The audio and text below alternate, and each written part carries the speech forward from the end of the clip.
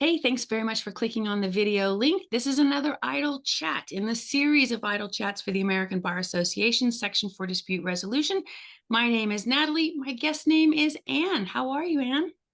I am very well. Thank you so much. And thank you for the invitation. It's just delightful to be with you and how much you want to promote all things dispute resolution. I love the name you've given to us, resolutioners. Love it. You know, yeah, because if you concentrate on the negative, then that highlights the negative. If you concentrate on the positive, that highlights the positive. Yes, absolutely. That's a very good way to look at it. Yeah. All right. So, Miss Anne, from Normandy to Southern California, long Ah, distance. We're gonna have this yes. lovely conversation. The cards will tell us what we're going to talk about, of course. Oh, really? So, I wondered because always so much to talk about when I see you but yeah. the cards will Well, tell this us. It's all in the cards. this time it's all about the cards, my friend. So we've got the cards all shuffled up, and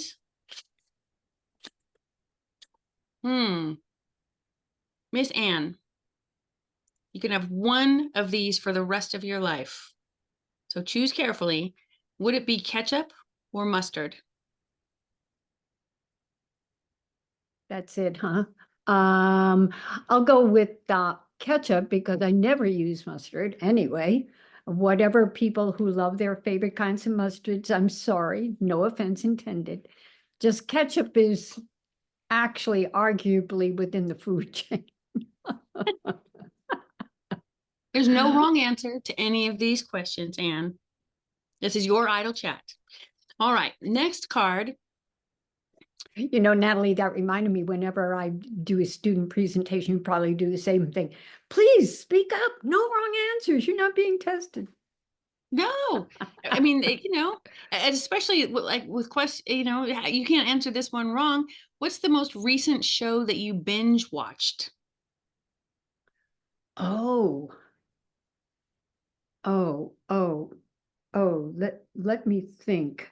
Um, it's funny because I don't do a lot of binge watching. I'll watch some episodes, but maybe I saw it through to the conclusion. Suits, I would have to say, is what's coming to mind.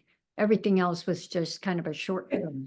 But Suits, yeah, yeah, because maybe, of course, like a lot of people, I didn't watch it when it first came out. And then, of course, our curiosity was piqued by a certain development. And then for anyone in the legal profession, I do recommend people watch it simply because of the lovely premise that it starts off with, which every lawyer will say, what? That person you hired is not a lawyer and you knew it? Okay, so that's the teaser in case anyone hasn't watched it. I'll have to keep that. I'm one of those people who hasn't watched it. Well, then you are going to enjoy this because I even had to go back to the first episode after I got all the way through to say, wait a minute, did he give a rationale? Was there something I even watched this for that episode again to find out about that hiring process. Only on television. Love it. It's for entertainment purposes only. Exactly, exactly. And it's we all know what would happen in real life if you're discovered, but but that's the thing. And then to see this kind of high-powered firm and how it works and how, oh my God, to me it was just endless stress. But maybe it's some people's cup of tea. I bet you could handle it very well. I will.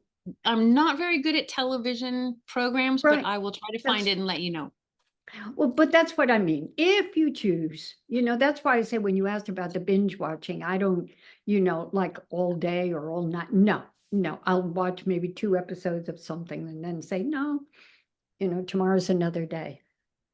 I Right. really value All right. more being able to get up in the morning and get out. Go ahead. Yeah. Yeah, me too. Miss Anne, where is the best place to take a walk? In my neighborhood where I live, almost anywhere I walk or hike, because it's called hiking for me if there's sand and rocks and some elevation involved. So I even bought a pair of hiking shoes. So in my neighborhood, I live on a hill, and we're almost like a bit of a peninsula surrounded by the Pacific Ocean. Why would I have to go somewhere else?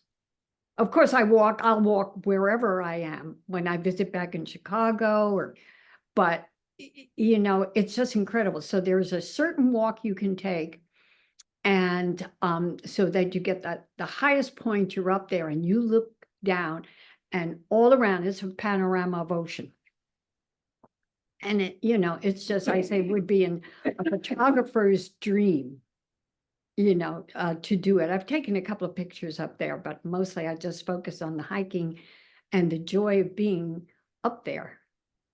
And then a lot different than my experience living in Chicago, where, I lived on near the river, so I could do our river walk. But this is something else. Really is beautiful. It really is beautiful. Yes, but it's also the feeling that you're taking in the ocean air, because yes, I do live fairly close to LA, but I'm above what they call the LA haze. And so you're feeling that. It's a nice place to live. Nice place, my friend. All right. Yes. And do you eat food that is past its expiration date if it still smells and looks fine? The thing is, like, do I keep food in the fridge that I'd gotten in a restaurant, didn't eat it all then, didn't freeze it, but came back to it after a while and said, but I really want to eat it. I really want to eat it. I not knowingly if it's past the expiration date, because that's a real problem. I mean, all of us are trying to focus on, at least to degree possible, eat healthy. And so I don't think that would be a good choice. So no, but I once remember a colleague at the workplace, she has a 2-day rule. If it's still in the refrigerator after 2 days, it goes out. I said, well, I have a 2-week rule. It's still in the refrigerator, then it goes out. But anyway. I measure mine from Monday farmer's market to Monday farmer's market. Oh, well, that's interesting. You have guidelines. You actually shop for food, and it sounds like you might even cook. Yes, I do. I really like my kitchen and I really like food. You don't get this kind of fluffy without maintenance, and this takes effort. Well, next time I'm in your neighborhood, for sure, I have to get one of those home cooked meals, because that's, I will confess to not doing a lot of cooking, but do you count making an omelet as cooking? Is that cooking? Absolutely. I do sprinkle some parsley in it, or sometimes chopped peppers and tomatoes. So that may be as close to cooking as I come. Absolutely counts. Absolutely counts. Let's see. Next card. Anne, do you play any instruments? I use, instead of using the word play, I use the word practice, the piano. And the reason I say practice is because I began at an advanced stage in my life, and I had to kind of let go of it for a little bit too. So I call it practicing. And so what I do, I have certain songs that I really like. I can play Musetta's Waltz, and actually know, if you knew Musetta's Waltz, you would know that's what I'm playing, or Solito Lindo. But a lot of things, but I have to look at the sheet music. So for a little while, the piano teacher I had, and I had her all through the pandemic when I was still in Chicago. Before that, she'd come in person, and then we did it by Zoom, which was such a gift. And I would write her a check and then leave it out on the porch for her to pick it up. So fast forward what happened. And then unfortunately, I had something that required my wearing a splint, so I couldn't do it for a while.